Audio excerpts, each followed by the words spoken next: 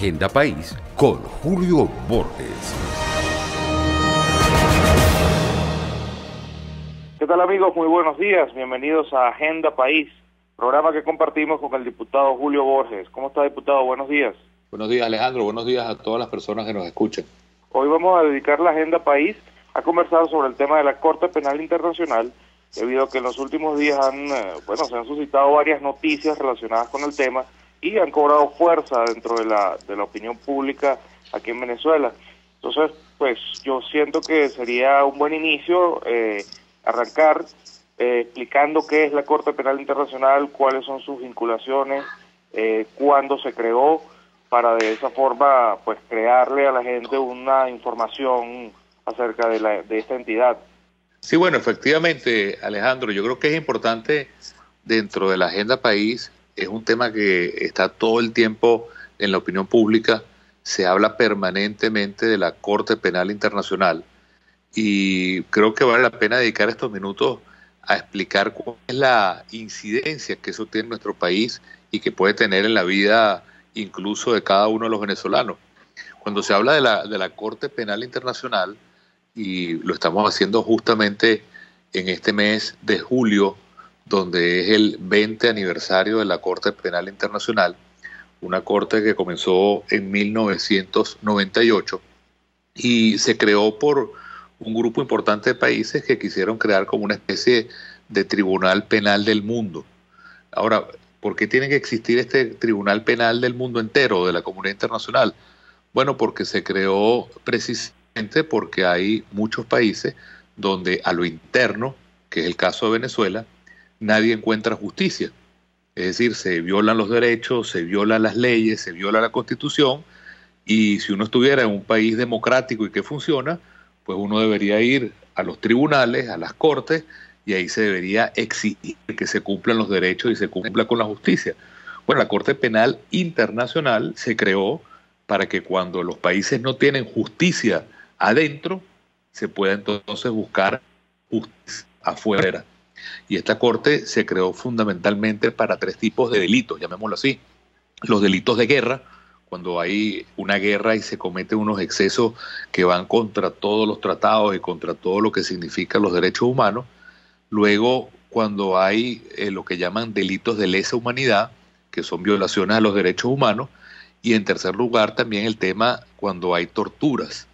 Y en este sentido, diferentes organismos y diferentes países han demandado a el gobierno de Maduro en esta Corte Penal Internacional, precisamente porque en Venezuela nadie castiga las violaciones de derechos humanos y todos los venezolanos vivimos sin justicia, sin derechos.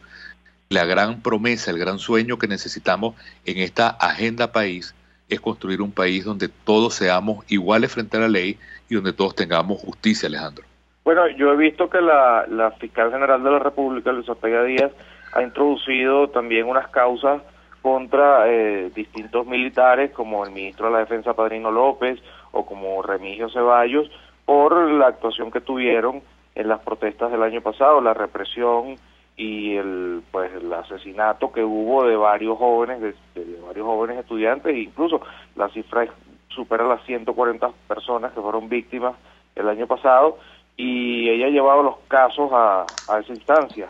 Sí, bueno, en esa Corte Penal Internacional se han metido hasta ahora cerca de 12 demandas contra el gobierno de Nicolás Maduro por violar los derechos humanos. Unas de ellas la hizo la fiscal Luis Ortega Díaz, y así como ella, diferentes ONGs como Foro Penal y otras organizaciones de derechos humanos y personas a título personal, digamos, han llevado esas demandas a la Corte Penal Internacional. Quizás una de los que ha sido también muy activo en este tema ha sido el secretario general de la Organización de los Estados Americanos, Luis Almagro, conocido por todos. Él hizo como una especie de reunión en la OEA, y en esa reunión recibió a personas que fueron a contar sus casos sobre violación de derechos humanos, fueron a exponer de viva voz lo que sufrieron, y se fue documentando todos esos casos. Incluso se nombraron expertos en derechos humanos para unir todo esto y llevarlo a esta Corte Penal Internacional que funciona en Holanda. Y a partir de allí, tratar de que se abran los diferentes casos por violación de derechos humanos. En el caso de la Unión Europea, a través del Parlamento, señaló o sacó una resolución diciendo que iba a acompañar estas denuncias.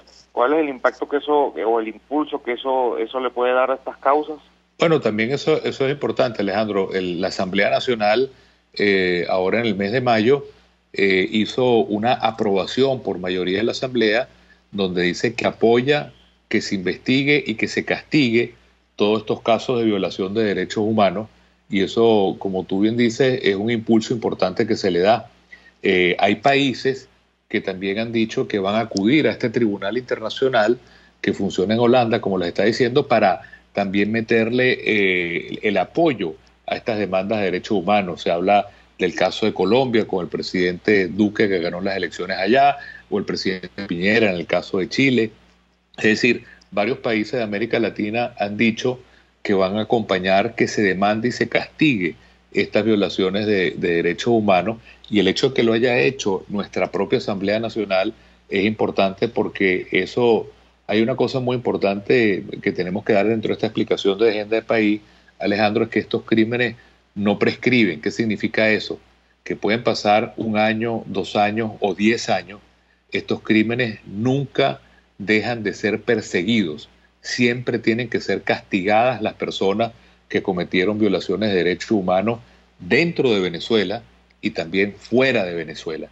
Y en el caso de Venezuela, lo que acumuló en la investigación que hizo el secretario de la Organización de Estados Americanos, Luis Almagro, es verdaderamente espeluznante, porque habla nada más y nada menos que de ejecuciones extrajudiciales, como fue el caso de Oscar Pérez, de 131 casos de ejecuciones extrajudiciales, es decir, personas que las condenaron a muerte sin ningún tipo de juicio ni procedimiento.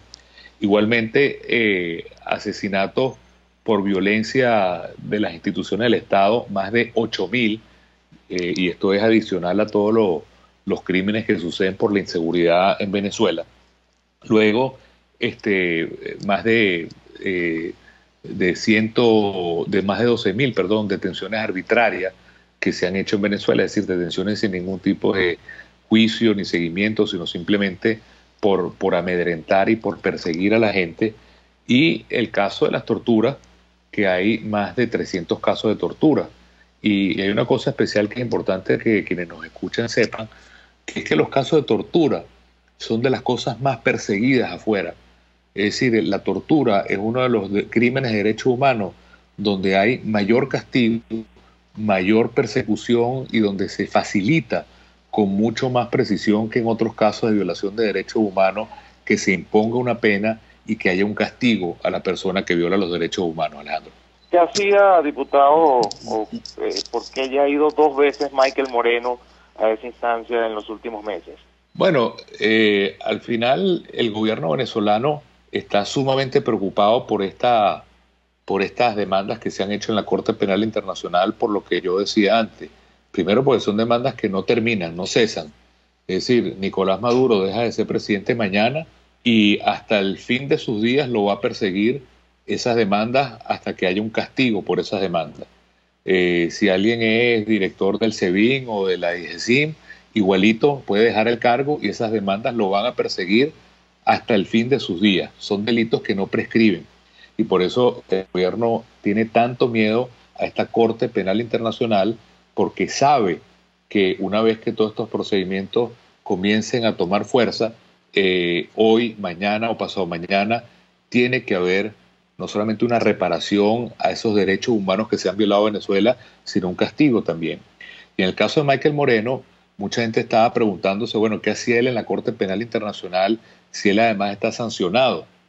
Bueno, es importante informarle a la gente que a pesar de que él está sancionado y él tiene prohibición de entrar a los 28 países de la Unión Europea, el hecho de que lo haya invitado la Corte Penal Internacional por ser presidente del Tribunal Supremo de Justicia le permite tener la excepción de ir a la Corte Penal Internacional. Ahora, él va para allá precisamente no a proteger los derechos de los venezolanos, sino precisamente porque tienen miedo y lo que van allá es a tratar de hacer lobby, negociaciones, a ver si pueden bajar la presión que tiene el gobierno venezolano. De manera que les mando el mensaje a todos de que van allá no porque sean fuertes, sino que van allá porque tienen miedo, porque saben que hay un sistema de protección de los derechos humanos que va a actuar en el caso venezolano y que está actuando en el caso de los venezolanos. Agenda de país que tenemos nosotros es precisamente cambiar una justicia para tener justicia para todos los venezolanos.